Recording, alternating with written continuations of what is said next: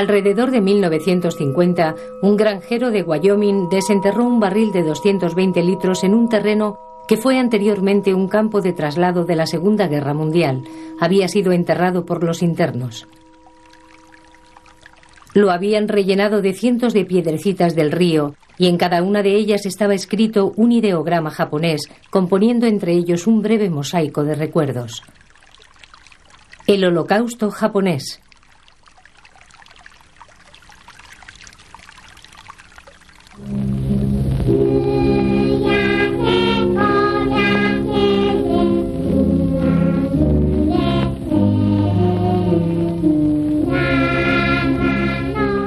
¿Por qué no tuve hijos? Pensaba que era porque no tenía dinero o una relación estable. Pero pasados mis años fértiles, otra posibilidad ha salido a la luz.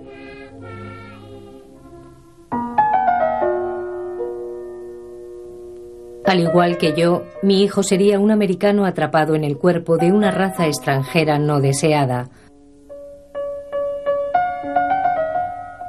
¿Podría ocultarle a mi hijo cuánto desearía que fuera más blanco o más blanca para que no sufriera el rechazo que yo tuve a causa de mi aspecto? En 1942 mi familia y toda nuestra comunidad de la costa oeste fuimos sacados a la fuerza de nuestros hogares y nos metieron en campos de internamiento, campos de concentración y también campos de prisioneros repartidos por todos los Estados Unidos. Los Estados Unidos le habían declarado la guerra a Japón y toda la gente con ascendencia japonesa en la costa oeste fue considerada una amenaza militar. Yo tenía 1 año y medio.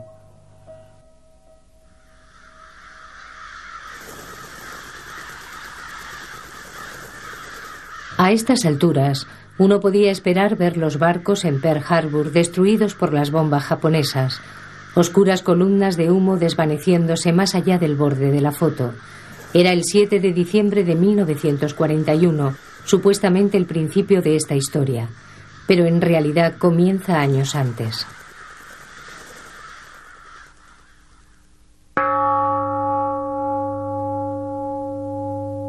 La mayor de mis hermanas, Chizu, tiene 10 años más que yo. No era demasiado tiempo, pero la historia que nos separa es como una vida.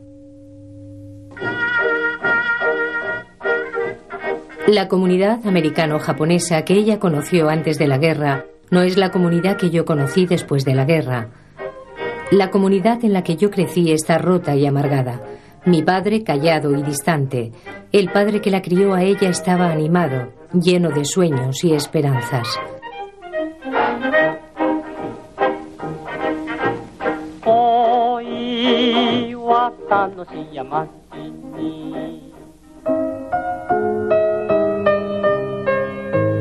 Esta es una foto de mi familia antes de la guerra. Mis padres orgullosos y mis 2 hermanas mayores, todos vestidos de domingo. Mi padre es un Issei. Vino aquí desde Japón.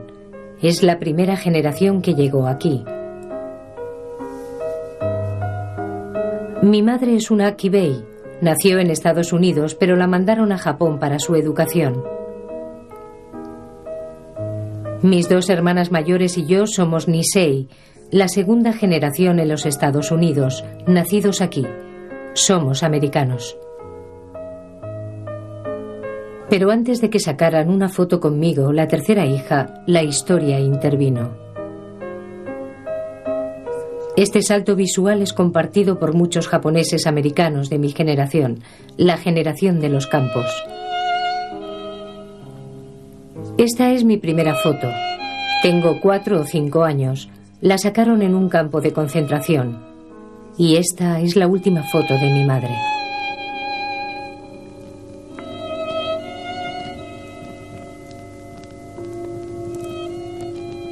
Bueno, ya sabes lo que pasó en nuestra familia. Me refiero al hecho que nuestra madre muriera a los 34 años, un año después de dejar los campos, muy repentinamente, de úlceras sangrantes. Cerramos la puerta a todo el capítulo de los campos de nuestras vidas y no la volvimos a abrir durante muchos años. Fue como si mi madre estuviera de algún modo relacionada con todo ese incidente y se había ido. Y por eso no íbamos a volver a hablar de ello nunca más. Y nunca lo hicimos, de verdad. Mi padre no hizo una capilla por ella ni puso ninguna foto suya en la casa. Desapareció. La incineraron. Metieron sus cenizas en una urna y la guardamos bajo llave con nuestros recuerdos del campo. Y ahora hemos perdido la urna.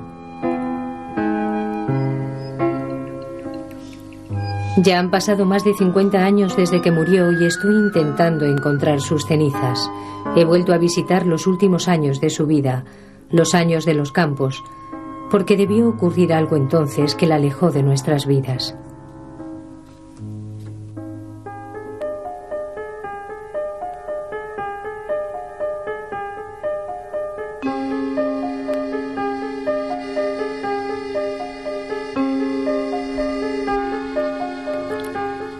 Empezamos a recibir gente que estaba interesada en nuestros negocios y que nos hacían ridículas ofertas. La mejor oferta que pudimos conseguir entonces fue de $15,000. En esa época teníamos invertidos unos $25,000, lo que entonces era mucho dinero.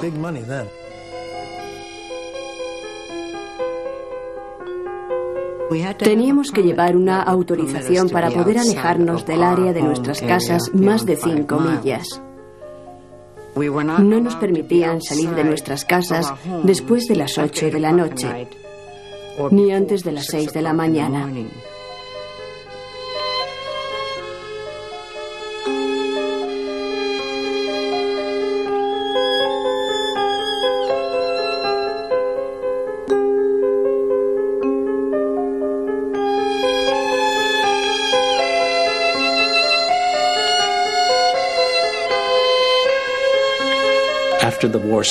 Después de que empezara la guerra, había un toque de queda y todas esas cosas.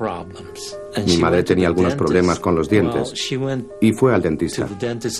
Bueno, fue a un dentista en Sacramento y por alguna razón nosotros la llevamos allí. El dentista le sacó todos los dientes de una vez por lo del toque de queda.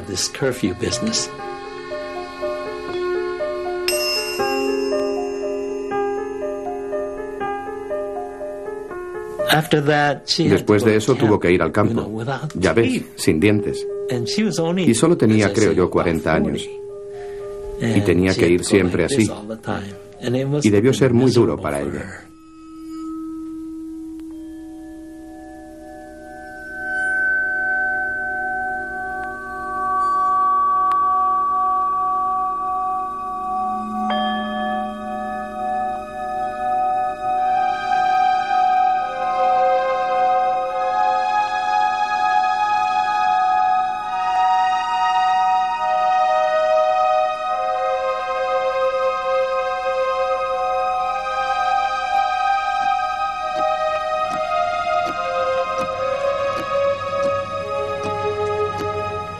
Hay muchas razones por las que no hablábamos mucho sobre los campos.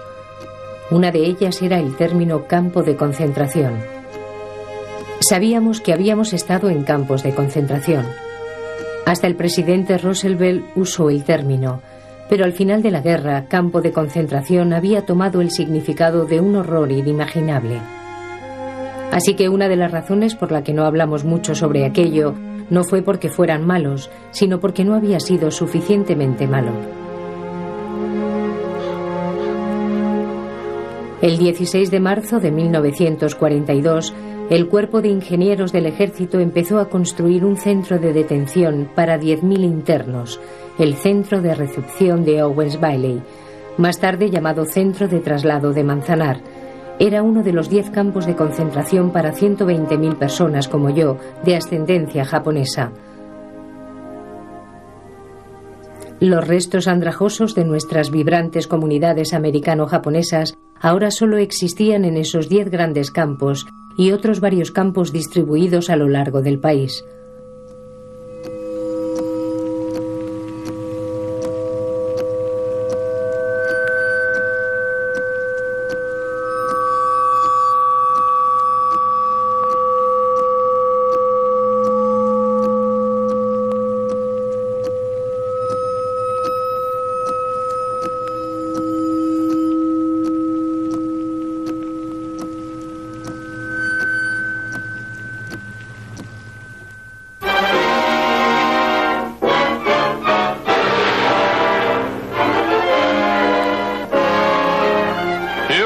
Of Buffalo Bill, the government is erecting model camp towns, towns in which they'll live unmolested, not as prisoners, but free to work and paid by the United States government.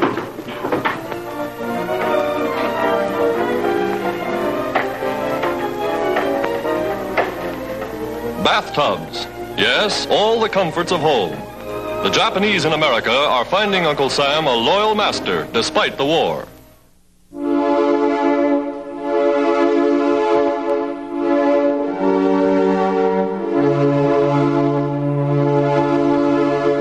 No era una celda, sino un centro de reunión.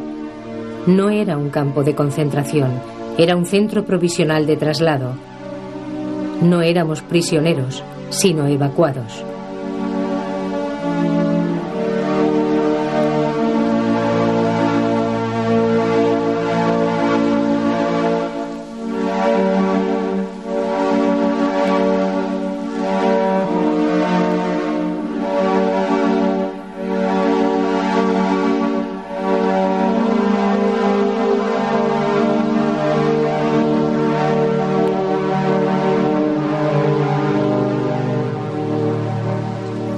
Eran unos lugares miserables, llenos de polvo. Todas las tardes el viento soplaba fuerte y respirábamos polvo. Y nos comíamos el polvo, porque cuando comíamos en la sala del comedor entraba el polvo y al final teníamos que acabar comiéndonos el polvo.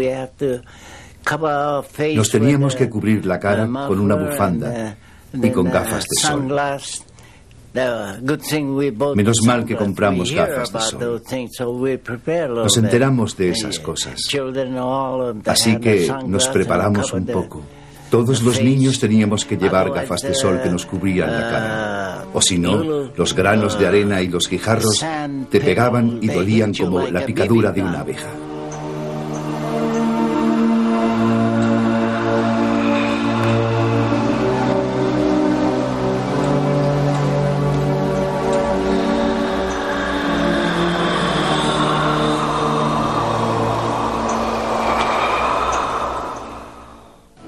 When word came that these new homes were ready, the final movement began.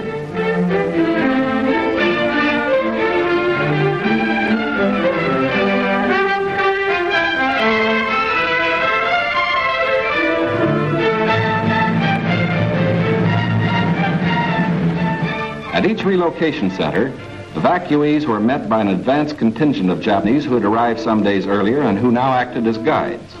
Naturally, the newcomers looked about with some curiosity.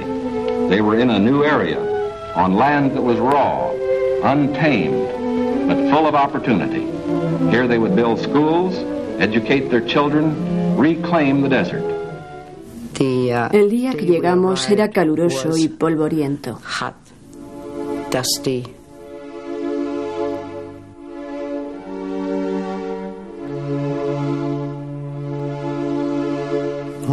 Cuando nos bajamos del autobús, nos pusimos en fila y nos dijeron a qué barracón teníamos que ir, que dejásemos nuestras maletas y luego nos dijeron que fuéramos a un área determinada, donde nos dieron un saco grande que haría de funda de colchón. Nos dijeron que lo llenáramos de paja, que era la que hacía de colchón. Era muy difícil estar de luna de miel en esas condiciones.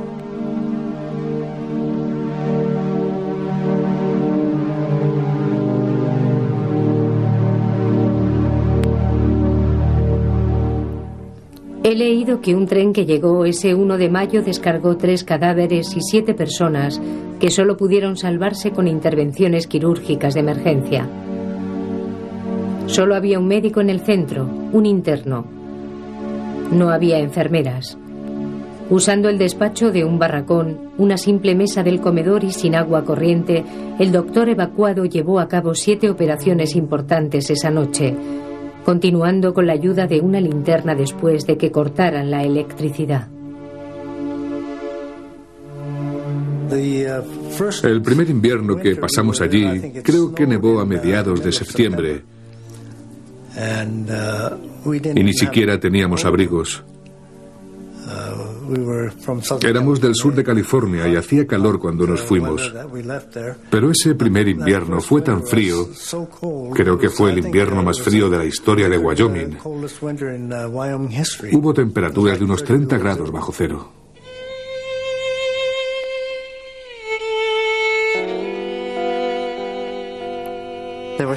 Éramos 7 personas. El tamaño del cuarto creo que era de unos 5 metros de ancho por 7 de largo. Había 3 familias distintas. No había tenido ninguna experiencia sexual antes de ir al campo. Y hacer el amor en un colchón de paja y heno era muy ruidoso. Verás, cada vez que movías un dedo sonaba crack, crack, crack. Pero conseguí tener un hijo, un año después.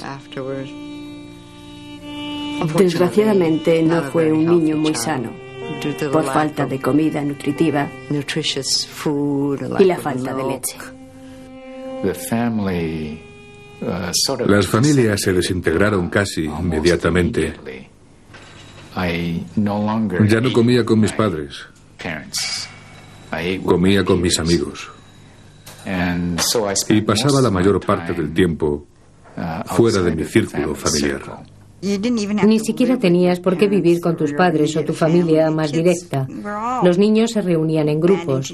Éramos como una especie de bandas. Uno podía evitar muy fácilmente a su familia desapareciendo sin más. Y todos lo hacíamos. Venían catálogos de Sears Rosebook y de Montgomery en los camiones de cargas. Y estoy segura que hicieron negocios de millones de dólares. Leíamos esos 2 catálogos de las 2 compañías como si fuera la Biblia. Creo que recuerdo haber memorizado en qué página venían las chocolatinas en el catálogo de Sears Rosebook. En qué página estaban los pañales. Recuerdo haber mirado arriba y abajo los catálogos, pensando, bueno, esto cuesta $3, solo tenemos 16. ¿Cuánto de esto y cuánto tenemos que guardar para el resto del mes? Verás, cuando construyeron esos campos, no guardaron provisiones para ninguna tienda, así que el espacio que teníamos que usar para la cooperativa estaba en lo que se llamaba unidad de recreo que habían construido. En otras palabras, un barracón vacío que habían levantado, uno por cada bloque. Así que les pedimos usar aquellos que estaban vacíos. Bueno, nos dijeron que podíamos usarlos, pero que teníamos que pagar el alquiler. ¿Alquiler? ¿Será posible? ¿Quieres decir que nos están cobrando el alquiler en este campo de concentración? Oficialmente, cualquiera con un mínimo porcentaje de sangre japonesa tenía que ser evacuado. A finales de verano de 1942, nuestras comunidades en la costa oeste y Alaska habían desaparecido. Las pérdidas económicas para nuestro padre Issei habían sido sustanciosas, pero mayor era la pérdida de su posición en sus familias y en nuestra comunidad cuando el gobierno les despojó sistemáticamente de sus papeles como ganadores del sustento y líderes. Las autoridades dieron el liderazgo a sus hijos Nisei, la mayoría de los cuales apenas habían salido de la adolescencia. Estoy seguro de que las autoridades sintieron que la mayor amenaza provenía de los internos que hablaban japonés. Y por eso querían que el poder pasase a los Niseis, especialmente a los Niseis que estaban colaborando con las autoridades de los campos. Y eso creó mucha tensión dentro del campo. Según los Iseis iban perdiendo más y más poder, empezó a crecer una gran carga de resentimiento, especialmente hacia los jóvenes a los que se puso en posiciones de liderazgo, de quienes los Iseis pensaban que no estaban preparados para ser líderes y además se tomaron a mal que se les pasara por alto. De todos modos, había un grupo que hasta tenía nombre, la JAC, la Liga de Ciudadanos Japoneses Americanos, a los que se tenía por una especie de traidores delatores.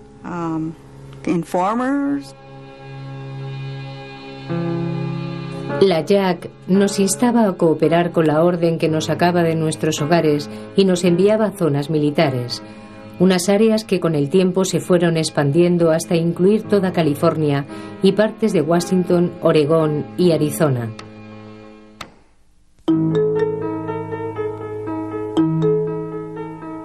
El gobierno puso en marcha este conflicto sobre quién debía representaros y comenzó a dividir nuestra comunidad. La Liga de Ciudadanos Japoneses Americanos no era la opción más popular y el resentimiento creció. En noviembre de 1942, en el centro de traslado de Poston en el que estábamos, las tensiones hicieron erupción cuando un líder de la JAC, del que se sospechaba que colaboraba con las autoridades, sufrió una paliza. Cuando los atacantes o los supuestos atacantes fueron encerrados, estalló todo el campo y hubo una gran huelga. Todo cerró. La gente se negó a ir a trabajar y hubo 3 o 4 días en los que se encendieron hogueras que ardían toda la noche. Nuestro padre estuvo muy activo en todo esto. Lo que comenzó como una protesta contra el encierro de aquella gente se convirtió en una protesta general contra todo el sistema.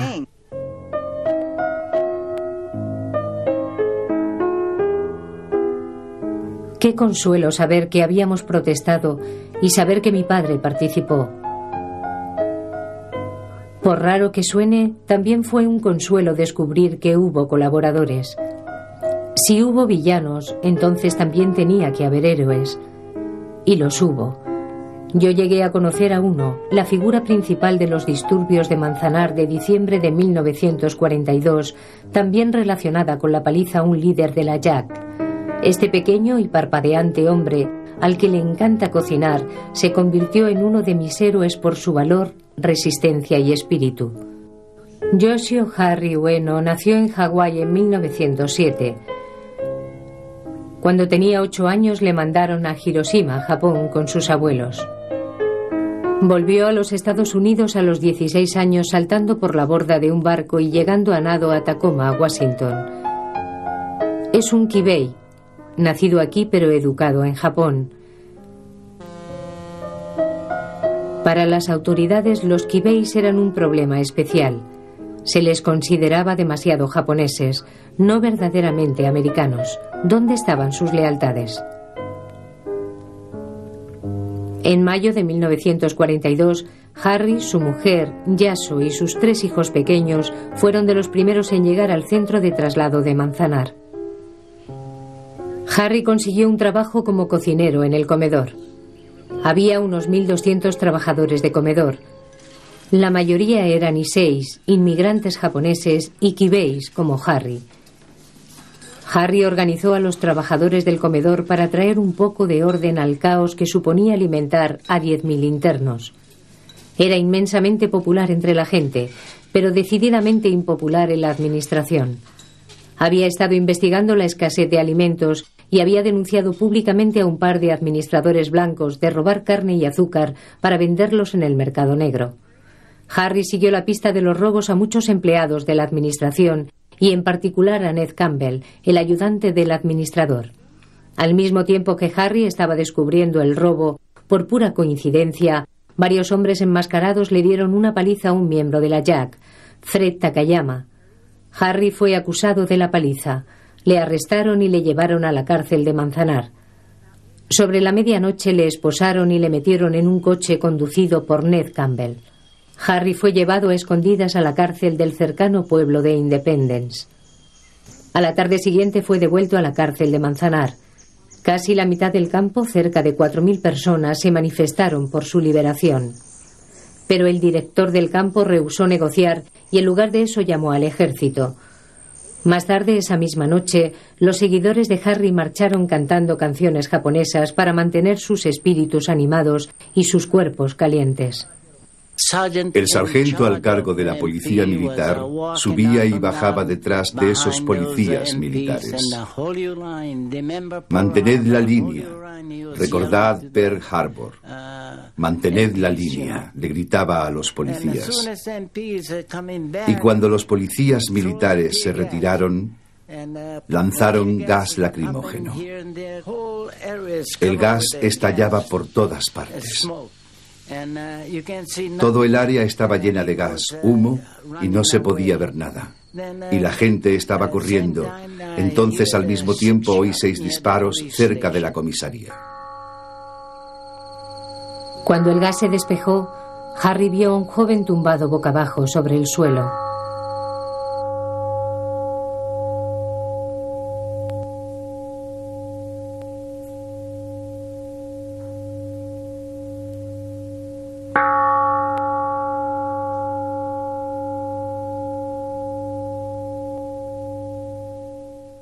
Después de eso, todo el mundo desapareció.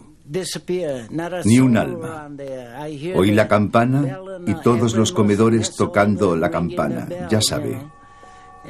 No sabía a cuánta gente le habían disparado. No lo sabía.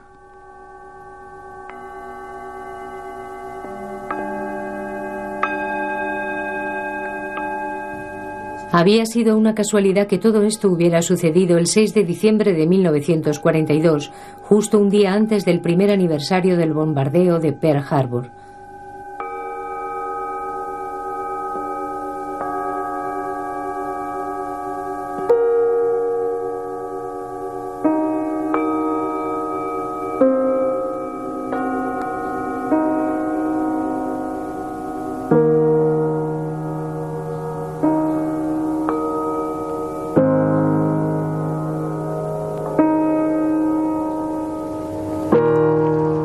Después del tiroteo, Harry y muchos otros fueron llevados a la cárcel del pueblo cercano de Bishop. Este fue el principio de su odisea de 1 año tras otras 7 cárceles. Nunca fue acusado de ningún crimen. No se le permitió despedirse de su familia y no pudo volver a verles durante 1 año.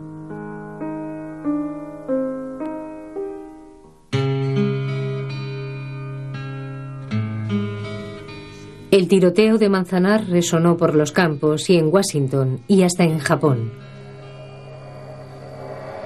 Los campos se estaban convirtiendo en un estorbo. Las autoridades hasta temieron que pudiéramos volvernos permanentemente dependientes de la ayuda gubernamental, igual que los indios norteamericanos. Empezaron a considerar cerrar los campos y mandarnos de vuelta a la fuerza laboral. Así que, ¿por qué no dejarnos ir? Parte del problema era la imagen pública que el gobierno había dado de nosotros. Dijeron que era imposible decir quién de entre nosotros era leal y quién no.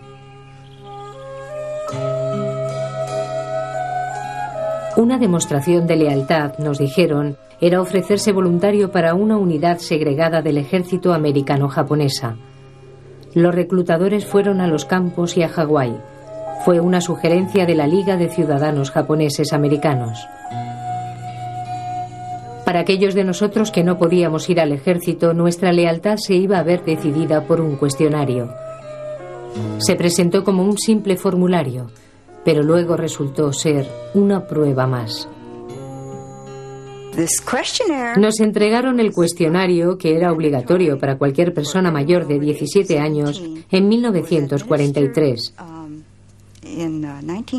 Y estaba claro que era una manera de dar un certificado de lealtad para que la gente pudiera dejar los campos.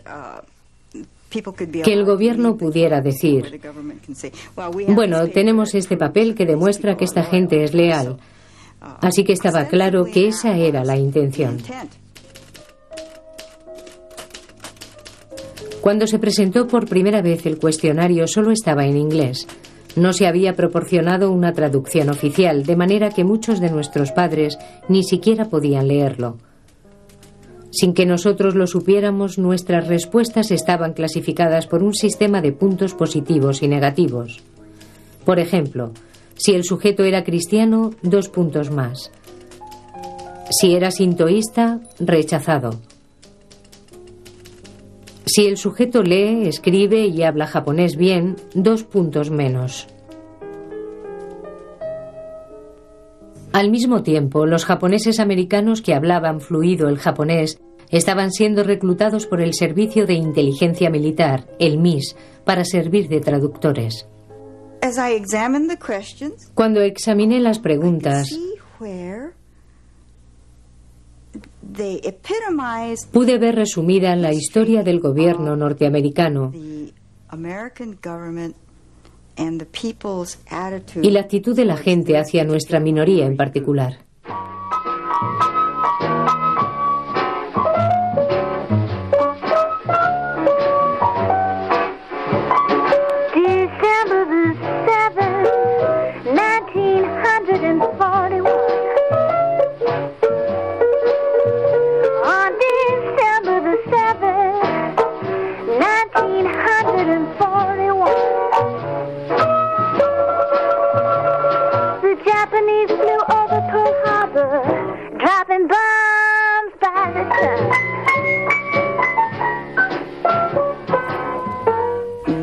Llegamos como inmigrantes tardíos. Nos hicieron sentir que no éramos bienvenidos. Aprobaron una legislación para negarnos la ciudadanía. Aprobaron una legislación para restringir los medios con los que ganarnos la vida, haciendo que no pudiéramos poseer propiedades y que no pudiéramos arrendar tierra más allá de 3 años. No podíamos casarnos con nadie fuera de nuestro grupo. No podíamos vivir donde quisiéramos. A estas alturas de nuestras vidas nos iban a penalizar por todo lo que la cultura externa nos había obligado a hacer y a convertirnos. Y eso a mí me parecía profundamente antiamericano. 2 preguntas eran especialmente problemáticas. La pregunta 27 nos preguntaba si queríamos servir en el ejército y la pregunta 28 nos pedía que renunciáramos a cualquier forma de fidelidad al emperador de Japón. Querían un simple sí o no. Pero en ese momento no había un simple sí o no para nosotros. En la pregunta 27 modifiqué mi respuesta diciendo: sí, estaré dispuesto a servir en el ejército de los Estados Unidos. Pero solo lo haré si primero me devuelven mis derechos constitucionales y me hacen un ciudadano libre. Cuando miro la luna llena veo un hombre sonriendo. Y luego veo un conejo con las orejas echadas hacia atrás y saltando sobre una pata. En la tradición japonesa, el paisaje lunar es un conejo amasando pasta dulce de arroz. Lo que el gobierno nos pedía era que dejásemos de ver al conejo. Bueno, yo no soy capaz de hacer eso. Y sin embargo, este cuestionario nos pedía que declarásemos nuestra lealtad al hombre o al conejo de la luna.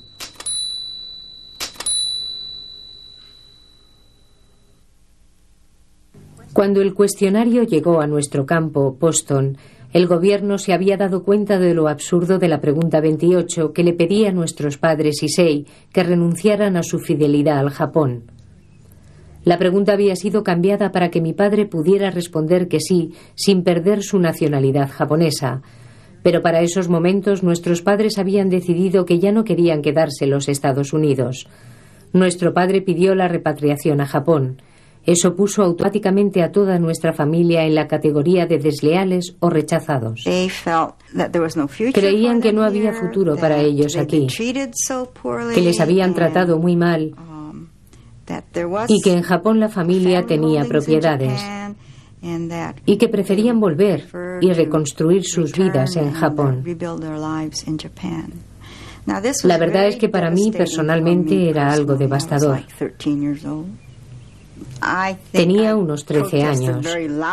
Creo que protesté muy alto. Y cuando dije, bueno, es que no soy japonesa, soy americana. Y mi madre me dijo, bueno, y si eres americana, ¿qué estás haciendo en este campo?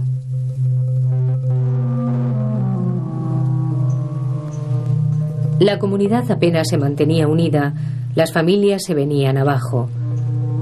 La tradicional estructura de poder se estaba viniendo abajo. La introducción de los cuestionarios había cortado los campos como un cuchillo. Se podía oír cómo la angustia que llevó a las familias emanaba de cada barracón.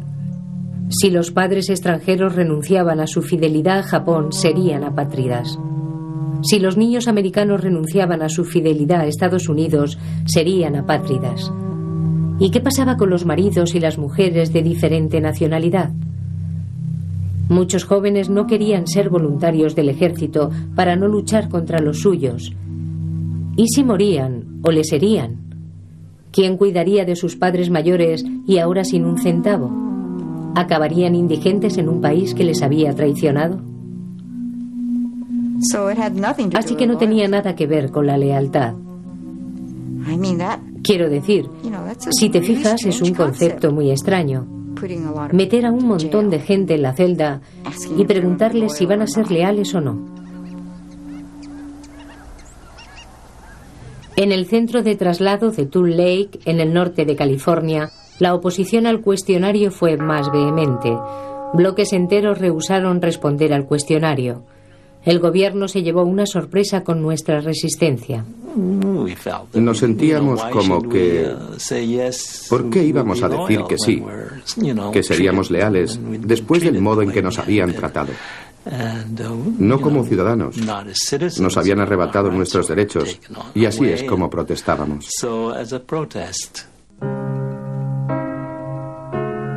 La protesta y la resistencia fue tan fuerte en Tule Lake que el gobierno se rindió. El registro no se terminó y el campo se transformó en el centro de segregación de Tule Lake, donde se enviaron a todos los que la administración consideraba desleales. Esto incluía a todos los que habían respondido no a la pregunta 28, o habían modificado sus respuestas, o habían rehusado responder. Esto también incluía a aquellos que habían solicitado ir a Japón y cualquiera del que se quisieran librar los directores de los campos. La política de segregación dividió aún más nuestra comunidad. La gente en Tule Lake fue marcada como desleales, una etiqueta con la que tendrían que tratar durante el resto de sus vidas. Cerca de 12.000 internos fueron trasladados a Tule Lake. La mayoría, pero no todos los internos leales, fueron mandados a otros campos. Y a pesar de que nuestra familia había sido considerada desleal, por alguna razón desconocida, no nos mandaron a Tule Lake y nos ahorramos los sufrimientos que tuvieron lugar allí.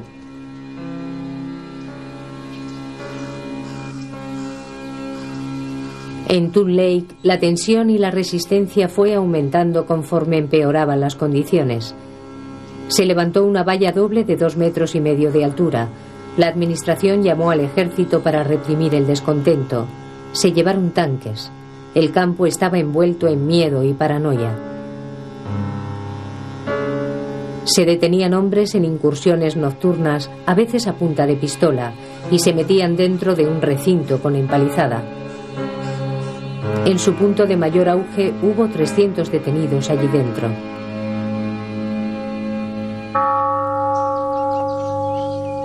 Como expresión de ira, frustración y hartos de cómo nos trataban, algunos decidieron renunciar a los Estados Unidos.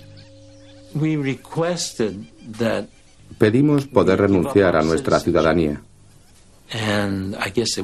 Y supongo que el Congreso aprobó una legislación que permitía que pudiéramos hacerlo. Más de 5.000 japoneses americanos renunciaron a su ciudadanía norteamericana.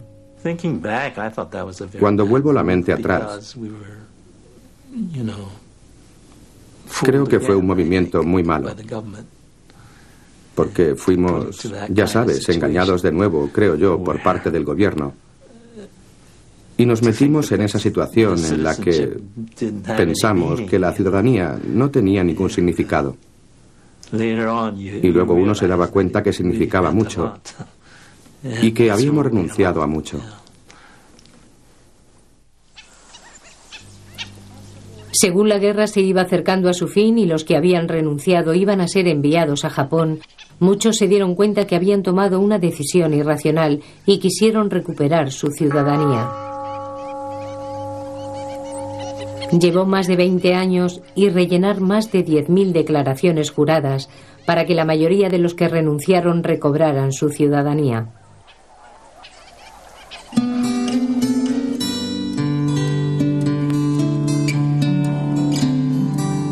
En Hawái, a pesar de Pearl Harbor, se permitió que nuestras comunidades permanecieran intactas. No hubo traslados masivos y nadie tuvo que responder ningún cuestionario de lealtad. Cerca de 10.000 japoneses americanos se presentaron voluntarios en Hawái.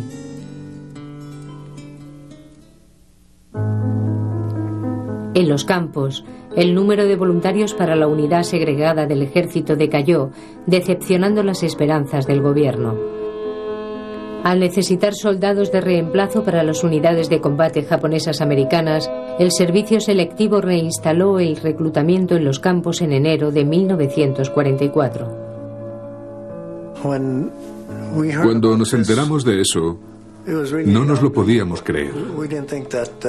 No queríamos pensar que el gobierno pudiera de verdad aplicar el reclutamiento a partir de los mismos principios que la gente libre del exterior. La confusión y las protestas se alzaron contra el reclutamiento, no porque les reclutaran, muchos estaban deseando luchar, sino a favor de la restauración de nuestros derechos como ciudadanos antes de unirse al ejército. Mi primera sensación ante el reclutamiento fue que me habían clasificado como enemigo extranjero. Y pensé, ¿por qué soy un enemigo extranjero? Soy ciudadano americano. No podía entenderlo. La resistencia al reclutamiento se empezó a desarrollar. En el centro de traslado de Hermontaine, la resistencia fue la más organizada, liderada por el Comité de Juego Limpio que había crecido de 1 a 7. Fran Emi era uno de los 7 líderes. Algunos de nosotros decidimos que debíamos ponernos de pie, dar un paso al frente y decir que estábamos en contra de esto hasta que se restaurasen nuestros derechos constitucionales. El Comité de Juego Limpio mandó comunicados de prensa a todos los servicios de cable y a los periódicos más importantes, pero ningún diario tocó su historia, con una excepción. El único periódico que publicó nuestros comunicados fue el Rocky Shimpo, en el que James Omura era entonces el editor en inglés. No solo imprimió los comunicados que recibió, sino que nos apoyó editorialmente, diciendo que estábamos luchando por un principio constitucional y que creía que teníamos el derecho a hacerlo. Y por eso le respetábamos de verdad y le teníamos en mucha consideración. Sabía que tomar esa posición era arriesgarme mucho, ya sabes. Pero era algo en lo que creía. Así que siempre tuve claro que nos estábamos metiendo en un terreno peligroso.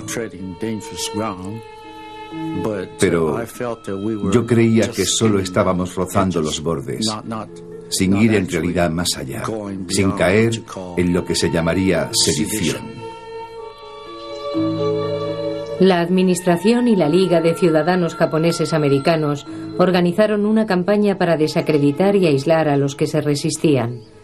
Nos hicieron sentir que la única manera de ser americanos leales era la cooperación incondicional con el gobierno, sin importar lo que nos costara. Junto con el cuestionario, el reclutamiento y la resistencia a este dividieron profundamente a nuestra comunidad. En total, 315 rehusaron ser reclutados. De entre ellos, 263 fueron condenados y sentenciados a diferentes penas en prisiones federales. James Omura fue juzgado bajo la acusación de conspiración y resistencia al reclutamiento. Fue absuelto después de pasar 6 meses en prisión esperando juicio, lo que le llevó a la quiebra. Los 7 líderes del Comité de Juego Limpio fueron juzgados, encontrados culpables y sentenciados a penas de cárcel en prisiones federales. Franemi pasó 18 meses en la penitenciaría federal de Leavenworth. Él y los miembros del Comité de Juego Limpio apelaron a una corte superior que dio marcha atrás a su encarcelamiento. Fue sobre el 29 de diciembre cuando anularon nuestra prisión y nos liberaron más tarde, en 1946. Por abril o mayo, creo. Frank estaba casado y tenía 2 hijos, y probablemente nunca había sido reclutado. Pero a pesar de eso, su conciencia le decía que estaba moral y legalmente mal, y que tenía que luchar por los derechos de los reclutados. Así que sentía mucho respeto por esa gente.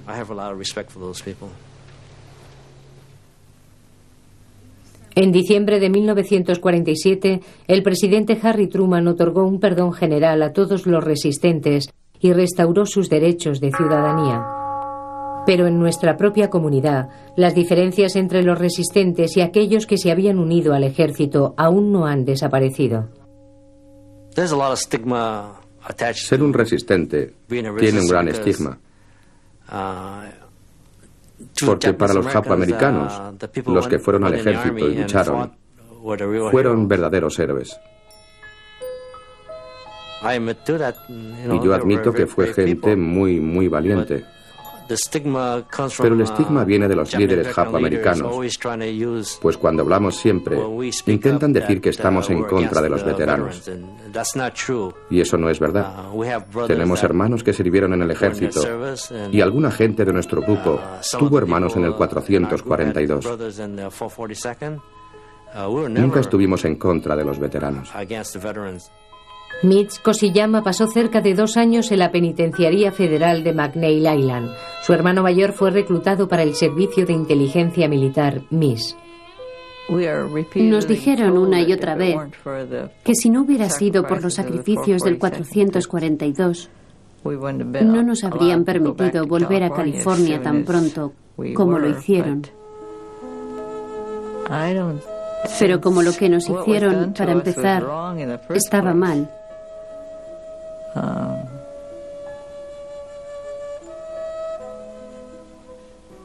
No creo que con eso probaran nada. El hermano pequeño de Hisaye Yamamoto, Johnny, sirvió en el equipo de combate del regimiento 442. Murió en Italia. Es una especie de ironía tener una situación en la que veías a Niseis en un campo de concentración presentándose voluntarios para luchar por el ejército de los Estados Unidos, que los metía en unidades segregadas y les veías combatir a favor de la democracia. Y entonces te das cuenta que lo estaban haciendo para demostrar su lealtad y para reivindicar lo que es un derecho de nacimiento, el derecho a la ciudadanía. Eso es verdaderamente alucinante.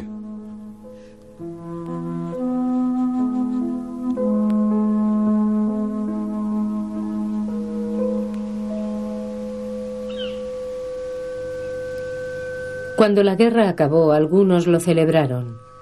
Algunos se retiraron a sus barracones y no salieron durante días. Muchos tenían familia en Hiroshima y Nagasaki. Todos estábamos preocupados por nuestras familias en Japón. Algunos pensaron que era un truco y rehusaron creer que Japón había perdido. La mayoría de nosotros estábamos aliviados, pero la angustia nos invadió porque ahora afrontábamos otro futuro incierto. Un anciano se escondió debajo de un barracón, aterrorizado de salir. Solo nos dejaron un par de días para embalar nuestras cosas, dejando que nos llevásemos solo lo que pudiéramos cargar. Atrás quedaron los restos de nuestra apresurada partida: un gorro de invierno, un guantecito rojo, un bote de mantequilla de cacahuete a medio comer. Grupos de perros y gatos hambrientos vagaban por los campos desiertos.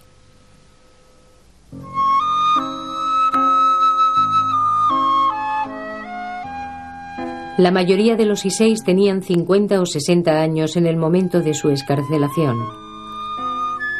Ahora tengo 50 años e imaginarme perdiendo mi hogar, mi coche, mi trabajo y empezando otra vez de nuevo apenas parece posible. Mi comprensión de lo que nuestros padres perdieron, lo que todos perdimos y lo duro que trabajamos después de la guerra está un poco más claro ahora. Y el por qué no hablamos mucho sobre eso también está más claro. Había presión desde fuera de nuestra comunidad y desde dentro para aceptar la versión del gobierno sobre lo que nos había pasado. Y durante la guerra a otros les habían pasado cosas mucho peores. Nuestra encarcelación se quedaba en nada en comparación. Nos pareció que nuestras quejas eran insignificantes. Al final de la guerra no volvimos a Japón. La gente que había ido dijo que el país estaba en ruinas. No había nada a lo que volver. De manera que salimos de los campos como nuevos emigrantes. Con una paga de $25 del gobierno para reemplazar todo lo que habíamos perdido, y entramos en un país ahora extraño para nosotros. ¿Quiénes éramos? ¿Había lugar para nosotros en esta gran familia americana?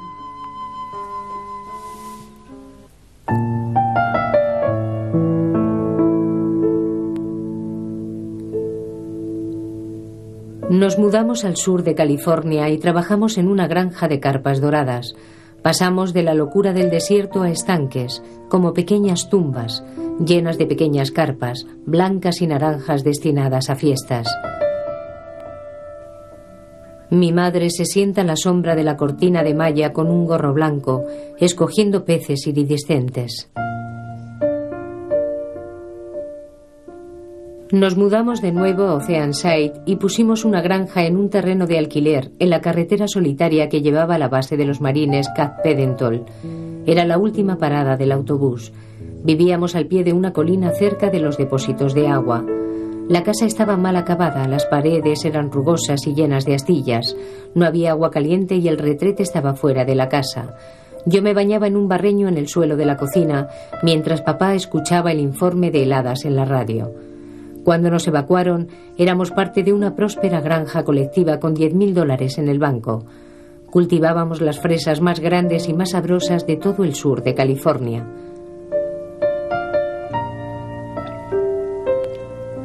Fue allí, al lado de los sombríos depósitos, donde mi madre escupió sangre. Y con sus brazos rodeando con fuerza su cuerpo para aguantar el dolor, se metió en un coche y salió de mi vida.